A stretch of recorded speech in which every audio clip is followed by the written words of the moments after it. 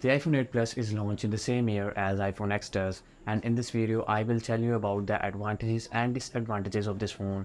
There are really two bad factors of this phone that I will tell you about later in this video. So without any further ado, let's start the review. The phone have bad glass and glass front. Sides are aluminium. If you know Apple, you know that the hand seal of iPhones are really good. On the left side there is power button. On the right side there is volume rocker and alert slider. On the bottom there is charging port, lightning port, speaker grill and microphone. There is nothing on the top. One thing here is iPhone 7 speakers are the worst part of that phone, just because the volume is too low and you cannot call someone outside the house or in a noisy place. In this model they improved it and now it is louder and clear.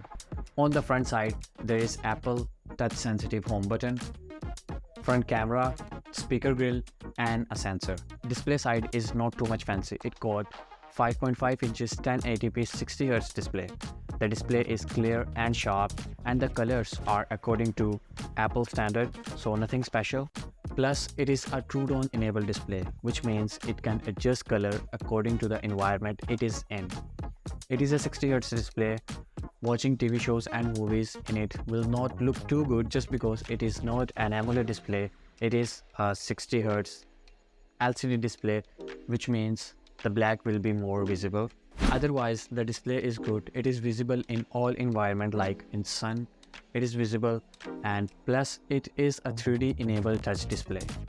The processor used in this phone is Apple A11 Bionic chip, which means it is one step ahead of iPhone 7 Plus. The pictures will look more different even with the same camera setup. The phone will give you smooth experience thanks to its processor and software.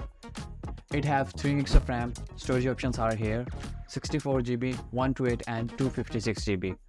Plus it is not expandable. Camera section is not impressive just because of the old hardware, but the processor gives a good color photo and it's worth its price. On the rear it have 12 megapixel main sensor and 12 megapixel 2x telephoto sensor. The main sensor captures a really good photos in daylight, but in low light it struggles just because it doesn't have a night mode. Rather than night mode, it have all the rest features like portrait, video, panorama, slow motion, time lapse. Speaking of portrait, it have a separate camera which is 2x telephoto camera for the portrait. The main camera cannot use for portrait photos, as you can see. Besides that, the quality of the camera is fine. Nowadays, mid-range Android phones can capture a really good photos in daylight or even in low light situations, which it struggles with. But the Android phone here is they have their beauty features, so the photo doesn't look natural.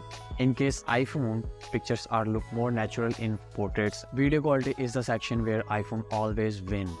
As you can see, this is the video of iPhone 8 Plus, 4K 60 frames per second. I uploaded this video in 60 frames per second 4K for you to see its result. On the front there is 7 megapixel selfie camera. The quality is balanced and it can capture 1080p video at 30 frames per second.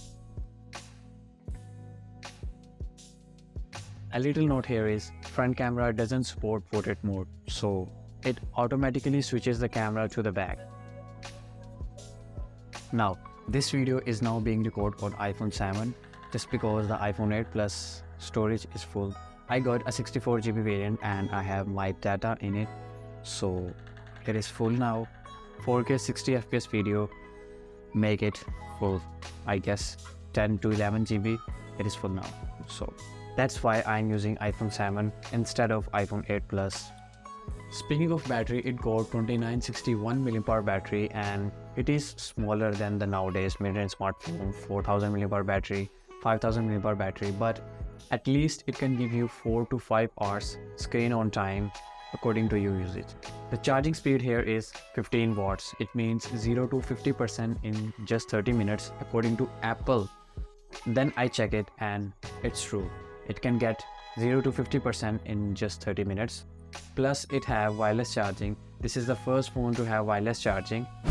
For my personal usage, it gives 3 to 4 hours screen on time. I think that is because the battery health is 79%. and that's why it is giving me a worse experience. Plus, if you game on this phone, the battery will die too quickly, and that is the reason I told you to not buy this phone for gaming, and the phone overheats, and that's the issue. The conclusion here is, it is a good phone and it can play in all sections, but it is not a phone that can win all the sections. It can win in some sections, like it got a good camera system and the display is good, and yeah, it is Apple, that is the main thing, and it's worth considering.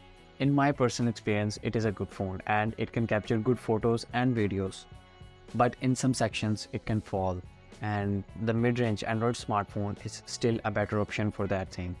So that's the end of the video. I hope you like it, and if I miss anything, write down in the comment section below. So for the time's sake, take care, bye.